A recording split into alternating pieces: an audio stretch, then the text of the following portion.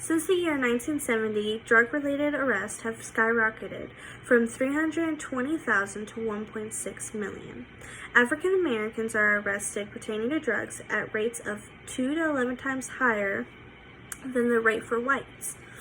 This statistic right here shows that a lot of society has been too closed-minded for way too long, that we should all learn to love one another while treating others around us equally.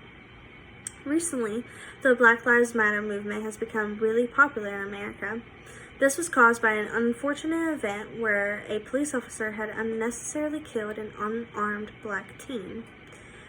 This movement is significant because people are finally starting to stand up for Black lives after so many wrong occurrences have happened.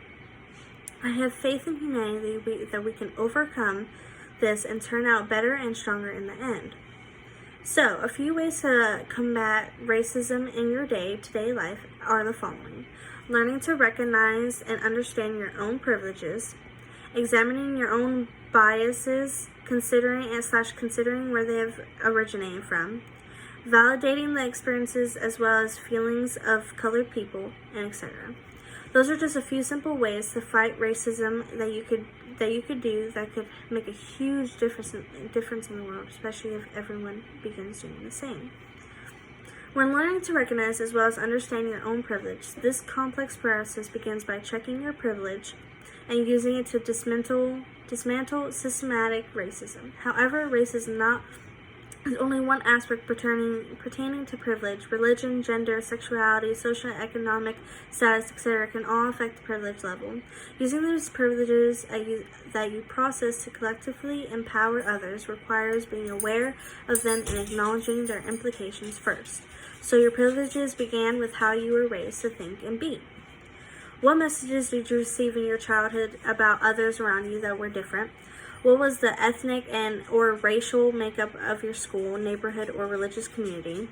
Why do you think or believe that was the case?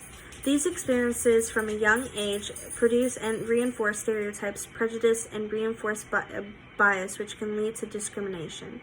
Therefore, by examining your own biases, it can help and aid us to work towards ensuring equality for all.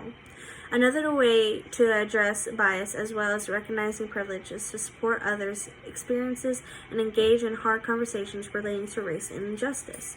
We can't fear discussing oppression and discrimination because of being scared of getting it wrong or incorrect. Taking actions such as the Black Lives Matter movement to learn ways that racism will severely affect society today helps tremendously as long as we're peaceful about it.